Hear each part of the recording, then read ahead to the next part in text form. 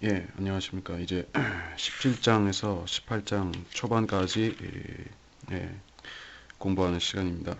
음, 제가 앞사설은 길게 하지 않고 바로 본문으로 들어가서 얘기하고 일찍 끝내면 후반에 조금 여유를 갖고 말을 좀 덧붙여서 한다든지 그렇게 하겠습니다. 사실 이 녹음한다는 게 한번 실수를 하게 되면은 저는 이 편집 기술이 별로 없어서 한번 한 거는 다 폐기 처분하고 처음부터 다시 해야 되는데, 그래서 웬만하면은 중간에 좀 혼선이 되더라도 그냥 끝까지 밀어붙입니다. 예, 그렇기 때문에 여러분이 일단 이 본문 글에 정리해 놓은 부분들을 잘 보시고, 거기서 이해가 안 되시는 부분이나 좀 더 참고가 필요하신 것은 이 녹음 파일을 통해서 도움을 받으시면 되리라, 그렇게 생각합니다. 그럼 읽겠습니다. 오 주여, 의로운 자에게 들으소서. 나의 부르짖음에 주의를 기울이시고 나의 기도에 귀를 기울이소서. 이는 거짓된 입술에서 나오는 것이 아니니이다. 나의 변호가 주의 임재로부터 나오게 하시고 주의 눈은 공평한 것들을 보소서. 주께서 내 마음을 시험하셨고 주께서 밤에 나를 찾아주셨나이다. 주께서 나를 감찰하셨으나 아무것도 찾지 못하시니 나는 내 입이 범죄하지 아니할 것을 작정하였나이다. 인간의 언행에 관해서는 내가 주의 입술의 말씀을 따라 멸망시키는 자의 길에서 나를 지켰나이다. 내 발걸음이 미끄러지지 않도록 나의 걸음을 주의 길들 안에 세우소서. 자, 여기까지 일단 읽겠습니다. 1절. 그래서 이 의로운 자라는 것은 이 대환란 기준에서 말하는 것이죠. 우리는 예수 그리스도의 피로 죄가 씻겨졌고 제거가 되었고 그리스도인을 말하는 것인데, 우리는 완전히 의로운 자가 되었죠. 우리 육신의 의를 말하는 것이 아니라 우리 혼에 전가된 하나님의 의를 말하는 것이죠. 그 의로운 자하고 여기서 17장에서 말씀하시는 이 화자가 고백하는 의라는 것하고 다르죠. 예, 우리는 임퓨트된 하나님의 의고, 이 사람의 의는 자기 자신의 거룩하게 행하는 그 의를 말하는 것입니다. 그래서 이 부르짖음에 귀를 기울여 주시라, 이렇게 기도를 하는데, 자, 이 사람의 기도가 응답이 되는 맥락이 어떤 것이냐? 주의 임재로부터 나온다. 예, 그렇죠?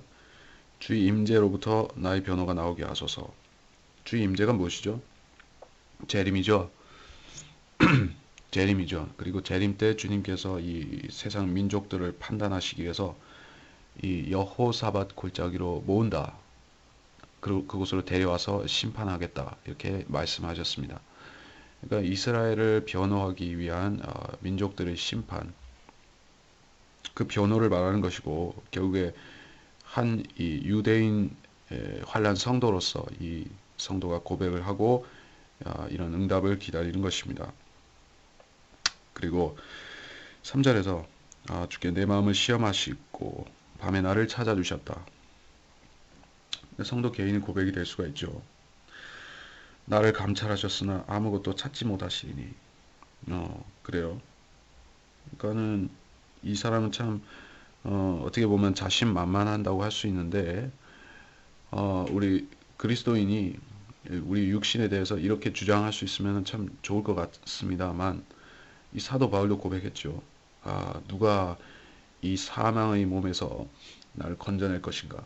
그래요. 우리 그리스도인의 몸은 사망의 육신인 것이에요. 이 안에 사망이 있죠. 죄가 있고, 아담이 뿌려놓은 이 죄의 씨가 그대로 이 몸에 있습니다. 그렇기 때문에 우리는 이 죽을 때까지 육신의 성화를 이룰 수가 없어요. 육신은 육신이고, 우리는 이 혼을 성령 안에서 보존되었다가 부활의 날에, 휴거의 날에 우리가 죄가 없는 몸으로 그렇게 갈아입게 되는 것이고, 그때까지는 우리가 이 육신을 떠안고 살아야만 되는 것입니다. 근데 이 환란 성도의 고백은 좀 다르다는 얘기죠. 내가 아무것도 잘못한 것이 없기 때문에 내 마음에 잘못이 없기 때문에 주님께서 나는 내 입이 범죄하지 아니하였고 내 마음에는 더러운 것이 없습니다. 이게 지금 어떤 사람이 교회 다니면서 이런 고백하면은 그 사람은 십자가를 안 받아들이는 사람이 되죠. 근데 환란 성도는 이렇게 얘기한다는 얘기예요. 이렇게 말한다는 얘기예요. 그들은 그렇게 말하는 것이 당연하고 타당한 일입니다. 예, 바리새인이 아니에요. 하지만 우리는 그렇게 해서는 안 됩니다. 왜냐하면은 제가 누누이 강조하는 바이지만 대환란 때의 구원은 행위가 의로운 행위가 반드시 필요한 것이죠. 의로운 행위가 나오려면 마음도 깨끗해야 됩니다. 예, 죄를 생각하게 되면은 결국에 이 대환란 때 구원을 잃어버릴 수가 있는 것입니다. 우리하고는 상관이 없는 얘기인데 그렇고 인간의 언행에 관해서는 내가 주의 입술의 말씀을 따라 멸망시키는 자의 길에서 나를 지켰나이다. 이 혀의 중요성, 이 입술, 혀 이것을 잘 사용하느냐, 잘못 사용하느냐 그것에 따라서 이 구원이 갈라질 수가 있습니다. 사실은 우리하고도 상관이죠. 로마서에 말씀하셨듯이 네가 내 입으로 주 예수를 시인하고 또 하나님께서 그를 죽은 자들로부터 살리신 것을 내 마음에 믿으면 구원을 받으리라. 이렇게 말씀하시면서 예, 입으로 고백하는 것이 마음보다 먼저 나왔죠. 예, 그러니까 중요성에 있어서는 사실 이 입술의 고백을 우리가 강조하는 이유가 있습니다. 내가 그렇죠. 이렇게 생각할 수 있어요. 나는 내 마음으로 예수 그리스도를 구주로 믿는다고 시인했는데 그렇게 믿었으면 됐지. 내가 또 굳이 입술로 얘기를 사람들 앞에서나 이렇게 입술로 그게 공개 간증이잖아요. 자기 구원 간증을 말하는 것이에요. 내가 그렇게까지 해야지 그게 구원이 되는 거야. 이렇게 의문을 품을 수가 있습니다. 사실 상관없어요. 마음으로 믿었으면은 마음으로 정말 정확히 믿었으면은 입술로 고백 안 했을지라도 구원 받은 거죠. 근데 입술로의 고백을 강조하는 이유는 그런 것이 아니에요. 구원을 더 확실히 하는 그런 게 아니라 여러분이 그리스도인이 된 것을 주변 사람들이 어떻게 알 수가 있어요? 표정이 밝아지고 얼굴이 방긋방긋하고 또는 뭐 뒷머리에서 무슨 광채 같은 거 로만 캐토릭 성자들이 그런 후광 같은 것이 나와야지 그러면 구원받은 증거가 됩니까? 그러니까 사람들이 너가 예수 그리스도를 믿었다는 증거가 뭐냐 이렇게 물어보면은 자기 구원 간증이 바로 튀어나올 수 있어야지 그 사람이 그리스도인으로서 살고 있다는 증거가 되는 것이에요. 이게 사람들이 이거를 입술 고백을 뭐 별거 아닌 것 같이 그렇게 여기려고 하죠. 그래서 심지어 이 뭐 폴 워셔니, 존 맥카더니 이런 사람들은 입술 고백은 별거 아니고 행위로 보여야 된다. 뭐 이런 소리를 하는데 사실은 그 사람들이 입술의 고백조차도 엉터리들이 있는 것이에요. 그 사람들은 그리스도의 심판석도 모르지. 이게 내 입으로 시인하면 구원을 받는다. 이 교리적인 말씀도 그 사람들이 이해를 하지 못해서 행위로 하려고 하지. 결국에 그 사람들은 신약적인 구원도 정확히 모르면서 행위하고 있는 것입니다. 그러니까 우리는 그 그리스도인의 행위가 무엇인지를 알아야 되고 그것은 이 입술의 고백에서 먼저 시작하고 거기서 출발하는 것이에요. 그러니까 자기 입으로 자기 구원에 대해서 간증할 수 없는 사람은 복음도 전할 수가 없어요. 고작해야 뭐 순복음 사람들처럼 이 교회 찌라시나 돌리면서 우리 교회 나오면 복 받습니다. 이거를 복음 전파라고 그렇게 하고들 있는 것이죠. 자기 구원 간증을 할 수 없으니까 교회에 나오라 이렇게 말을 하는 것입니다. 자, 그래서 입술이 이만큼 중요하다 말씀을 드렸고 그래서 이 대환란 때는 그 중요성이 엄청나게 더 큰 것입니다. 왜냐하면은 그 사람들은 거듭날 수가 없기 때문에 말 좀 잘못하면 이러면은 또 죄 짓고 지옥 가는 것이에요. 지금 우리하고는 좀 다르죠. 그래서 그들은 혀를 조심해야 되고 또 그들을 추적하는 멸망시키는 자가 있죠. The Destroyer라고 했는데 이 멸망시키는 자라는 말을 우리가 쭉 출애굽기에서 찾아보면은 이 이스라엘 백성이 그 유월절 그날 밤에 한 명도 안 죽었잖아요. 근데 이집트 사람들은 장자가 전부 다 죽었습니다. 그때 이 이집트 사람들을 살육했던 그 멸망시키는 자가 바로 여기 나온 동일한 표현으로 출애굽기 12장 23절에 나오죠. 또 광야에서도 나타났는데 고린도전서 10장 10절에 그렇게 나와 있습니다. 이자는 멸망이라고 불리는 어떤 멸망시키는 천사인데 마귀이기도 하고, 그러니까 사탄 마귀 말고 그 한 마귀이기도 하고, 지금은 끝없이 깊은 구렁에 있는 것으로 그렇게 되어 있습니다. 계시록에 보면 그렇죠. 계시록에 보면 이 아폴론이다 이렇게 나오죠. 아폴론이다. 아폴론이다, 아바돈이다 하는 이 멸망이라는 자가 나오는데, 제가 이 본문상에 계시록 9장 11절 제가 인용해 놨죠. 거기 보면 나옵니다. 그러니까 이 자가 지금 땅으로 올라오면은 멸망의 아들로 바뀌는 것이요. 그 밑에 있으면 멸망이고 그 위로 올라오면은 멸망의 아들이 되는 것이요. 유다 이스카리옷이 그 이름을 받았죠. 그러니까 그 자가 또 올라오면은 또 멸망의 아들이 되는 거예요. 그게 대환란 7년의 한 중간쯤에 있게 되는데, 그렇습니다. 그건 뭐 더 자세히 설명하지 않겠고, 자, 그래서 이 자가 중요한 자다. 그리고 이스라엘을 핍박하는 그런 존재로서 이렇게 나오는 이유가 있다는 것이고, 자, 그래서 내 발걸음이 미끄러지지 않도록 내 걸음을 주의 길들 안에 세우소서. 야, 그렇죠. 미끄러진다고요. 미끄러져요.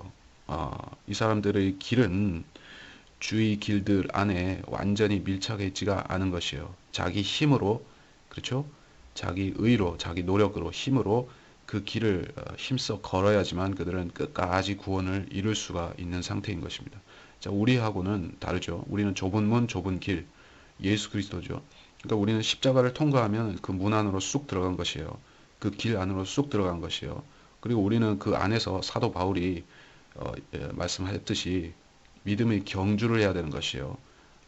그러니까 사도 바울이 그 믿음의 길에서 떨어져 나와서 멸망한다 이렇게 얘기 안 했죠. 우리는 경주를 해야 되는데 경주하지 않고 어슬렁어슬렁 하든지 아니면은 힘써 달리든지, 우리는 예수 그리스도라는 그 길 안으로 들어왔으면 그 안에서 모두 해결을 봐야 됩니다. 그 밖으로 다시 나가는 게 아니에요. 좁은 문 들어왔다가 다시 좁은 문으로 나가는 게 아니에요.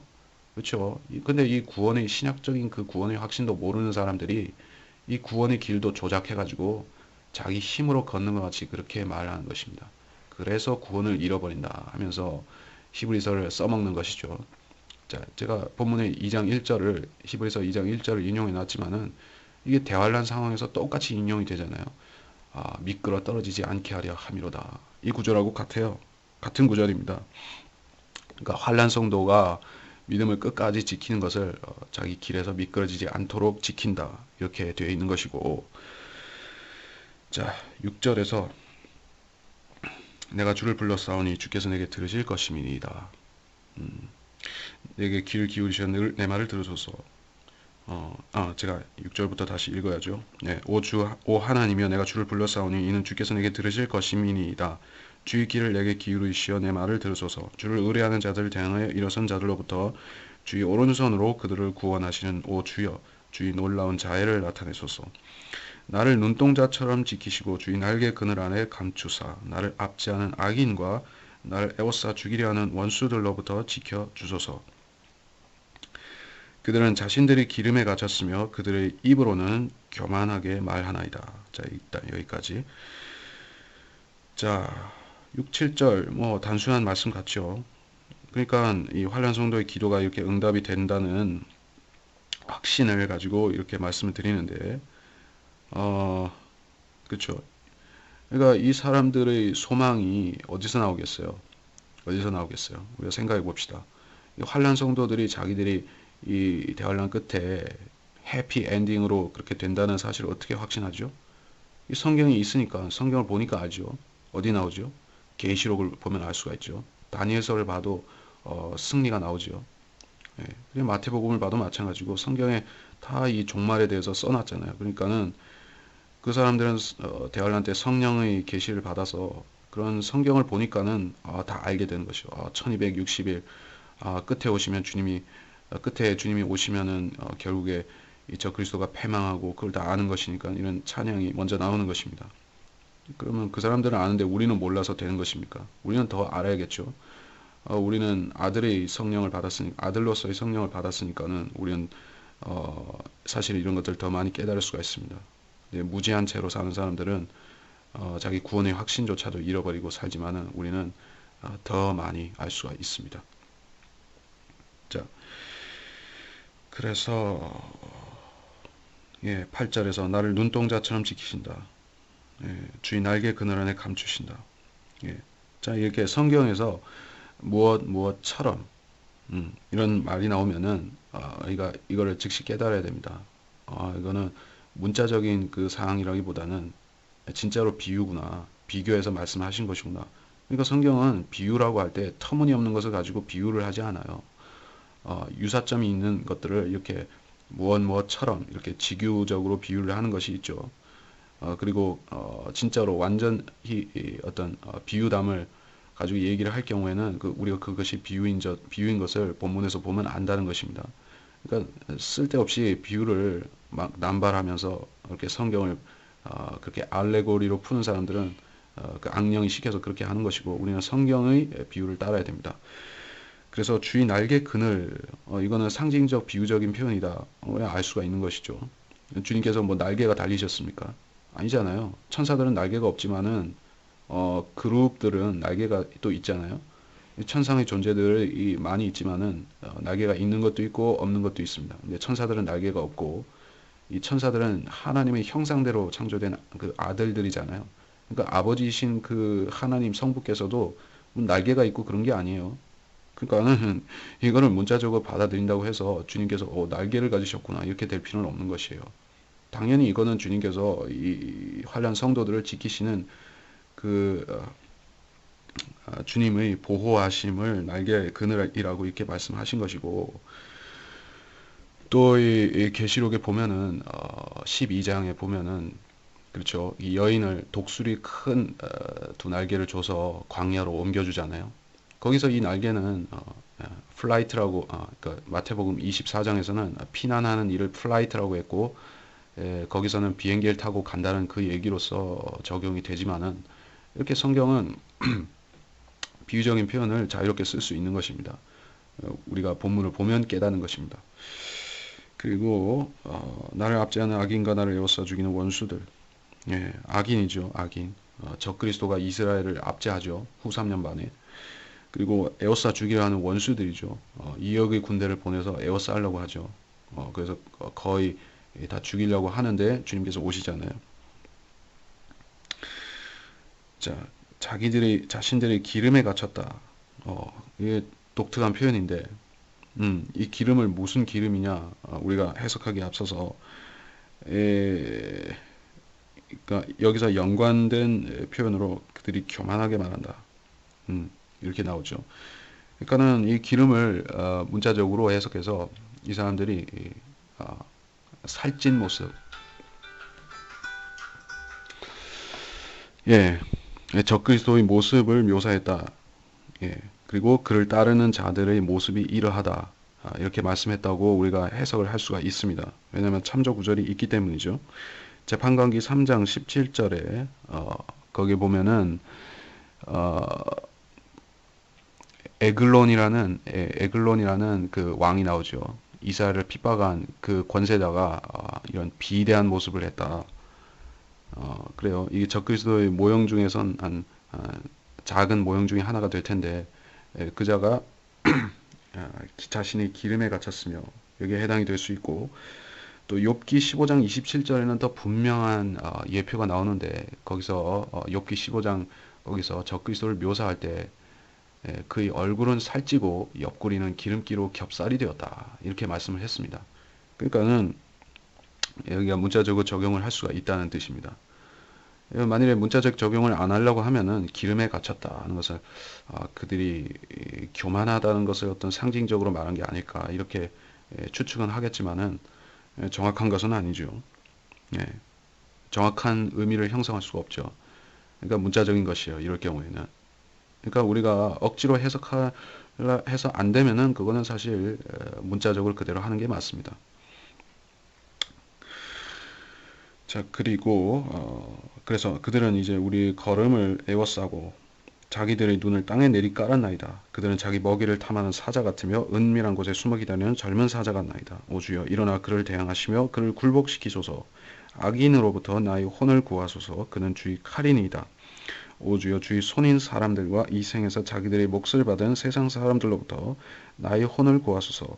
주께서 주의 감추어진 보화로 그들의 배를 채우셨으니 그들은 자녀들로 가득하고 그들의 남은 재산은 자기들의 아기들에게 남겨주나이다. 나는 의 가운데서 주의 얼굴을 보리니 내가 깨면 주의 모습으로 만족하리다. 자, 11절에서도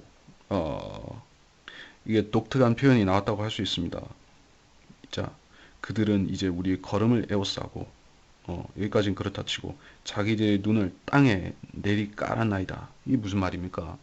땅에 내리 깔아요? 그 자들이 무슨 그러니까 위에서 아래를 이렇게 내려다보잖아요. 예, 그렇죠? 우리 어떻게 내려다볼 수 있죠? 우리가 내셔널 지오그래픽에서 이 우주 왕복선에서 땅을 이렇게 찍어봐요. 이렇게 내려다보는 것이죠. 자기들이 눈을 땅에 내리까는 것이죠. 예, 비행기에서 이 땅을 보면 어떻게 돼요? 이 사람들이 개미같이 되잖아요. 개미같이 보이는 것이잖아요. 건물도 개미 같고. 그러니까는 우리 걸음을 에워싸는 것이에요. 이 하늘에 이 무인 비행기들 같은 것이 떠가지고 관찰하면은 다 볼 수가 있죠. 예, 땅굴에 있지 않은 이상에는 모든 사람들이 다 거기에 정보망에 다 들어오는 것이죠. 감시한다는 뜻이에요. 예, 그러니까 유대인들을 죽이기 위해서 이렇게 감시하고 추적하는 그런 것을 말하는 것입니다. 그러니까 제가 이거에 대해서 생각났던 것이 있는데 그래요. 지금 그 세계 각국 강대국 정부들이 이 무인기 드론이라고 하죠. 그걸 개발을 서두르고 있습니다. 그래서 한국에서도 얼마 전에 그 무인 비행기 북한에서 넘어왔다고 말들이 많고 시끄러웠는데 사실 그거는 아주 조잡한 수준이고 지금 이스라엘에서 지금 비밀리에 개발들을 하고 있는 그런 무인기들은 엄청난 것들이 많다고 하죠. 지금 뭐 미국의 프레데터라든지 이런 것도 사실 기술적으로 보면은 아마 이스라엘에서 지금 개발하는 것들이 더 앞선 것들이 있을 거예요. 이스라엘이 군사 무기 분야에서 세계 넘버 원이잖아요. 하나님께서 그런 지혜를 주신 부분도 있고 또 이 대환란 때 일어날 일과도 관련이 있습니다. 이 대환란 때 적그리스도가 이스라엘을 불법으로 이렇게 차지하면서 압제자가 되잖아요. 그러면 적그리스도가 지금 이스라엘이 가진 이 그러한 엄청난 군사 기술들을 전부 다 자기 것으로 하는 것이죠. 그러니까는 이스라엘 사람들은 자기들이 실컷 만들어 놓은 그런 군사 무기들에 의해서 이 대환란 후 3년 반 때 완전히 농락을 당하는 것입니다. 그렇게 되는 것이죠. 자, 12절에서 먹이를 탐하는 사자 같다. 은밀한 곳에 숨어 기다리는 젊은 사자와 같다. 예, 이 사탄이 그리고 사탄의 그러한 쓰임 받는 자들이 사자로 비유되는 건 아주 흔한 일이죠. 뭐 베드로전서 5장 8절에 우는 사자와 같이 돌아다닌다. 뭐 이렇게 말씀했고, 뭐 욥기 10장 16절, 시편 91장 13절, 예레미야서 25장 38절 기타 등등 이런 사자로 비유가 되고 적그리스도도 그렇습니다. 예, 적그리스도도 그렇습니다. 그러니까 이 적그리스도가 이 몸은 표범같이 얼룩덜룩하고 또 입은 사자 같고 발은 곰의 발이고 이런 짐승으로 나오잖아요. 이것도 말하자면 상징적 표현이면서 적그리스도의 특징을 말하는 것인데 이게 그러니까 입은 사자라고요. 그러니까 사자같이 삼키려고 하는 것이죠. 탐욕스럽고 먹이를 찾는 자같이 탐욕스럽고 그는 은밀한 곳에 숨어 기다린다. 그렇죠. 사자의 사냥하는 그 방식을 보셨습니까? 뭐, 이 자연 다큐멘터리 같은 데 보면은 나오잖아요. 이 세렝게티 같은 곳에서 사자들이 이 어린 영양을 노리면서 몇 시간을 꼼짝 않고 숨어 기다리다가 허점이 보이면 그때 바로 달려들어 가지고 물어 죽이죠. 예, 그 사자의 사냥 방법이 그렇게 은밀한 곳에 오래 숨어 기다립니다. 예, 적그리스도도 이 이스라엘 백성들이 그때 광야로 도망을 가서 거기서 보호를 받지만은 절대 포기를 안 하고 끈기 있게 숨어 기다리면서 조금 허점 보이면은 그들을 막 죽이는 것이에요. 예, 허점이 노출되면 바로 죽이는 것이에요. 그런 걸 말하는 것입니다. 주여 일어나 그를 대항하시고 그를 굴복시키소서. 자, 그는 주의 칼이니이다. 이것도 참 특별한 표현이죠. 이 적그리스도가 주의 칼이라 주님께서 그를 사용하셔서 그 악을 행하는 그것들을 시키신단 말인가, 이렇게 오인할 수 있는데, 사실은 지금 이 말씀은 주님께서 이 마귀들이 하는 일들을 이 세상에 허용해 놓으신 뜻, 그러니까 permissive will이라고 하죠. 하나님의 permissive will, 허용하신 뜻이 있습니다. 그리고 선하시고 기뻐하시고 온전한 뜻이 있어요. 이거는 성도들에 대해서 말씀하시는 뜻이 이 세 가지 뜻이에요. 선하신 뜻, 기뻐하시는 뜻, 온전하신 뜻. 온전하신 뜻이 하나님 일을 완전히 수행하는 사람이 상 받는 그 일을 말하는 것이고, 이 permissive will이라는 것은 이 마귀의 자식들한테 주신 그 뜻이에요. 그러니까 그들이 무슨 짓을 하든지 간에 결국에는 하나님이 일을 돕게 되는 것이에요. 예, 그렇죠. 적그리스도가 이스라엘을 박해하고 이런 온갖 악한 일들을 하면서도 결국에 그것을 통해서 주님께서 이스라엘을 연단해서 그들을 대환란 끝에 그런 회개하게 만드시는 도구로 쓰신다는 그런 의미입니다. 그리고 14절에서 주의 손인 사람들, 주의 손인 사람들 역시 주의 칼과 같은 뜻으로 하신 말씀이고, 자, 이 생에서 자기들이 몫을 받은 세상 사람들. 자, 이게 일반적으로 적용하기에는 이렇게 딱 정확히 맞는 말씀 아니죠. 그럼 우리가 이 세상에서 그러니까 뭐 순복음 사람들처럼 이렇게 잘 먹고 잘 사는 것이 이 지상 목표인 것 같이 사는 것은 아니지만은, 우리가 하나님 일을 수행하기 위해서는 재충전도 필요하고, 사실 좀 좋은 집에 살고 그런 게 죄악은 아니죠. 죄악은 아닌데 여기서는 자기들이 몫을 받은 세상 사람들이다, 이렇게 이 부자들을 말하는 거잖아요. 부자들, 이 부자를 말하는 겁니다. 그들을 정죄하고 있어요. 나의 혼을 구하소서. 그 자들이 이 의인을 박해하고 핍박한다, 이 의인을 박해하는 자들이 된 거라는 뜻이에요. 그렇기 때문에 이 자들은 또 주의 감추어진 보화로 그들의 배를 채우게 하셨다. 채우셨다. 감추어진 보화가 뭐예요? 이거 성경에 우연히 이렇게 막 지나가는 표현이 없습니다. 감추어진 보화다. 그러니까는 감추어진 보화다. 이스라엘 민족을 말하는 것이죠. 밭에 숨겨진 보물이다, 이렇게 말씀하셨습니다. 마태복음 13장 44절에 보면은 지금 이 교회 시대의 이스라엘에 대해서 모형적으로 말씀하셨는데, 그들은 지금 감추어져 있습니다. 세상이 그들의 가치를 몰라봅니다. 이스라엘이 성경도 계시받았고, 예수 그리스도가 그들의 마리아의 몸을 통해서, 한 유대인의 몸을 통해서 나오셨고, 이런 것들이 있음에도 그 사람들은, 유대인들 지금 모든 민족 가운데서 가장 성경을 모르죠. 가장 또 거부하죠. 그렇게 되어버렸습니다. 그래서 감추어진 보화입니다. 그러한 이스라엘 민족을 말하는 것인데, 이 이스라엘 민족을 약탈해서 자기 배를 채우는 자들이다, 이 뜻이죠. 그러니까 대환란은 야곱의 고난의 때가 맞는 거예요. 그러니까 이방인들이 사탄의 꼬임에 넘어가서 이스라엘을 박해하는데, 또 그들이 어떤 온갖 부귀영화, 그들을 빼앗아서 부귀영화를 그들이 누린다는 것이에요. 부자들이죠. 적그리스도고. 자, 그들은 자녀들로 가득하다. 자녀들로 가득하다. 야, 이 대환란 때도 이 자들은 자식을 낳는다는 거예요. 우리가 생각해보면 이해가 안 가죠. 그 극심한 대환란일 때 자식을 낳아 자기들의 재산을 이렇게 상속할 그 계획도 꾸며, 누가 그렇게 할 수 있느냐? 이 부자들이에요. 부자들. 이게 얼마나 사악한 자들이고 또 어리석은 자들인지, 자기들이 날이 곧 끝난다는 것도 생각하지 않고 정말 짐승처럼 되어서 자기 만대 자손이 잘 먹고 잘 살 수 있으리라 여기는 그런 어리석은 자들인 것이죠.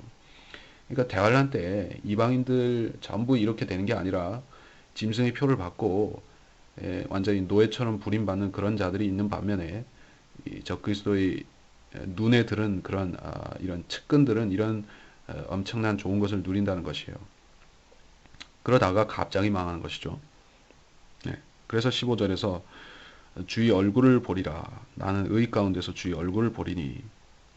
예, 분명히 말씀하셨죠.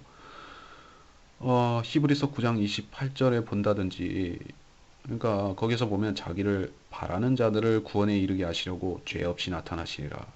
그렇죠? 이 초림 때 주님께서는 이 많은 사람들이 죄를 담당하려고 들여지시기 위해 오신 것이죠.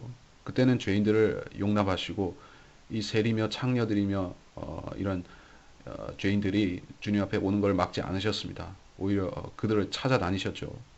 그렇죠. 수칼성의 사마리아 여인이라든지 세리 마테라든지 전부 다 죄인들이었는데 그 주님께서는 아무 거리낌 없이 만나셨습니다. 근데 재림 주로 오실 그때에는 이렇게 되는 것입니다. 나는 의 가운데서 주의 얼굴을 보리니. 예. 그러니까 환난 성도들은 자기들의 의가 다 있어요. 세마포가 한 번씩 있는 것이에요. 세마포가 성도의 의라고 했죠. 계시록에.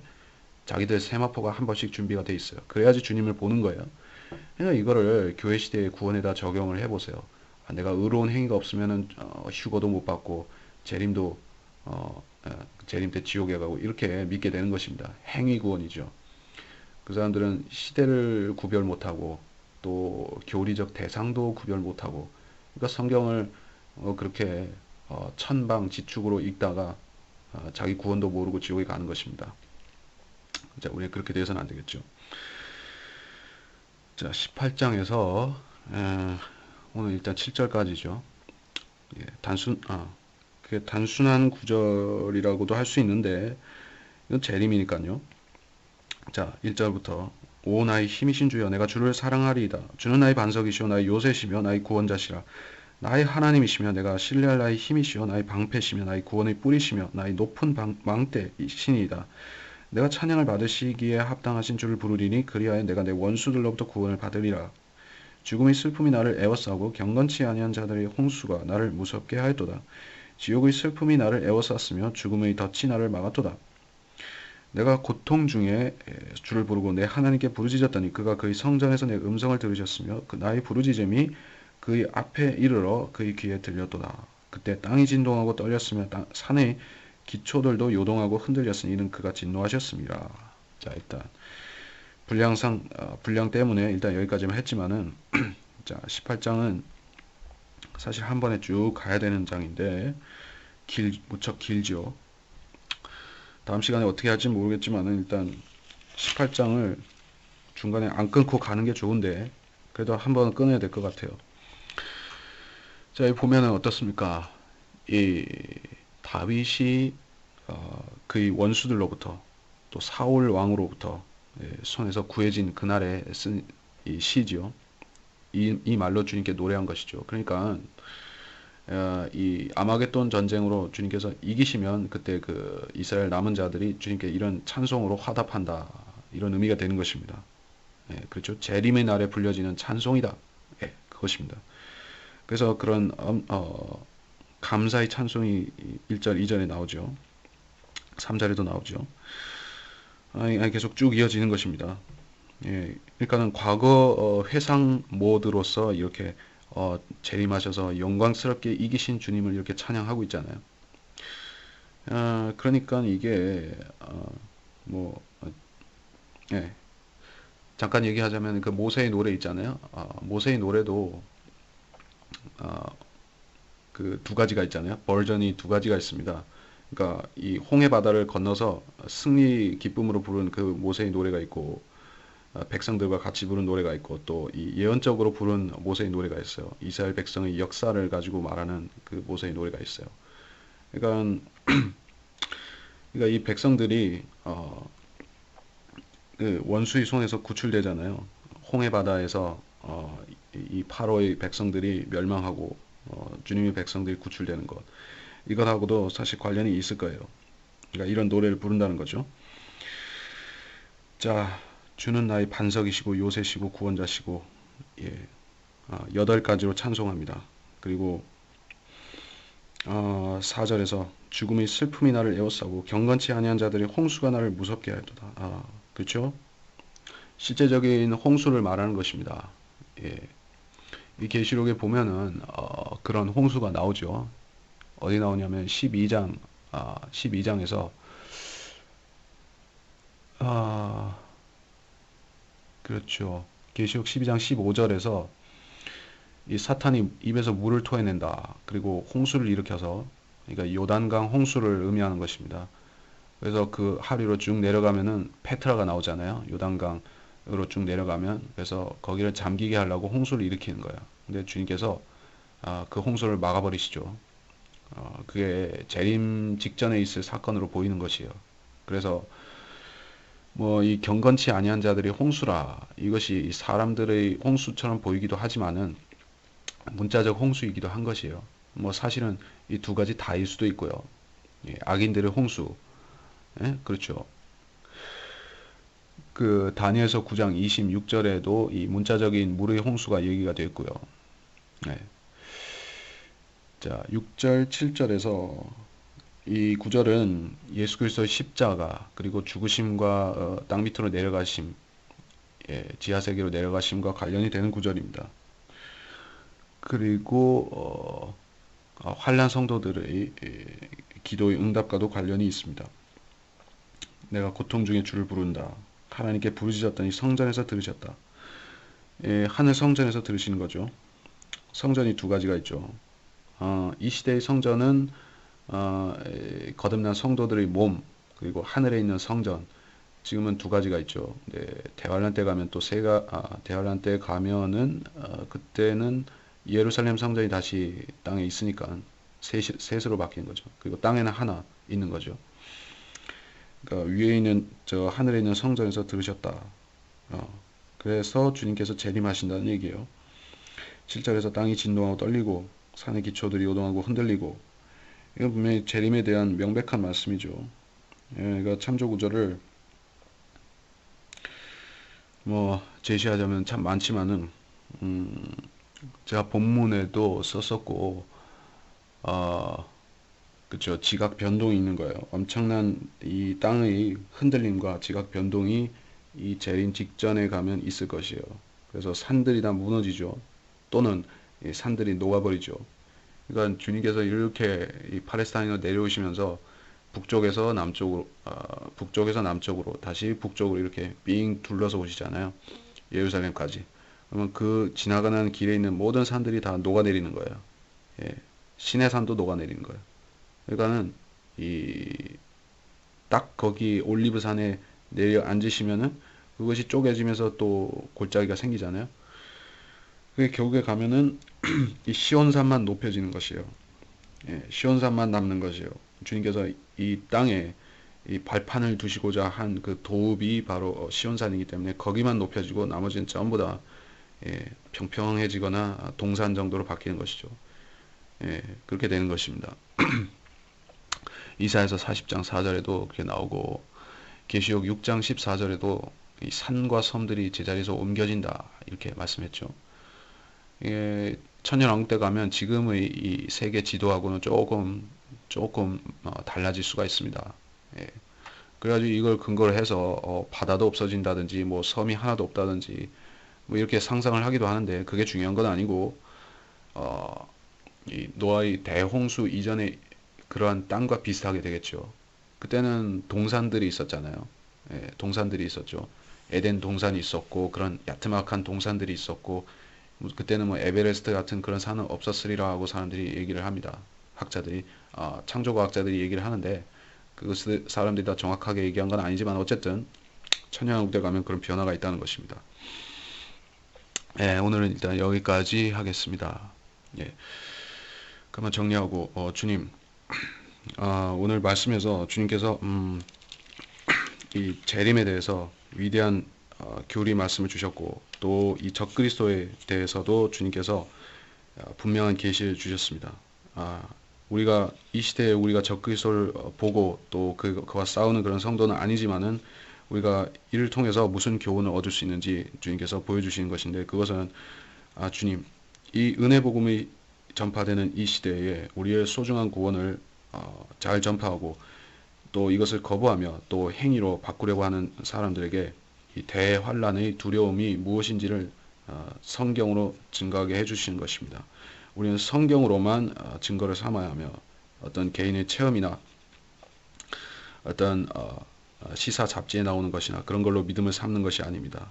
또 행위권을 전파하는 목사들의 그 거짓말 때문에 많은 사람의 혼들이 두려움에 직면해 있습니다. 그러나 우리는 진리 말씀으로 싸워서 그들을 무찌르고 또 이 은혜 복음으로 사람들의 마음을 녹여서 주님 앞으로 데려오기를 원합니다. 주님이 은혜의 말씀만이 이 죄인들의 마음을 바꿀 수 있습니다. 이 사실을 고백드리며 모든 것을 감사드리며 또 주 예수 그리스도의 이름으로 기도했습니다. 아멘.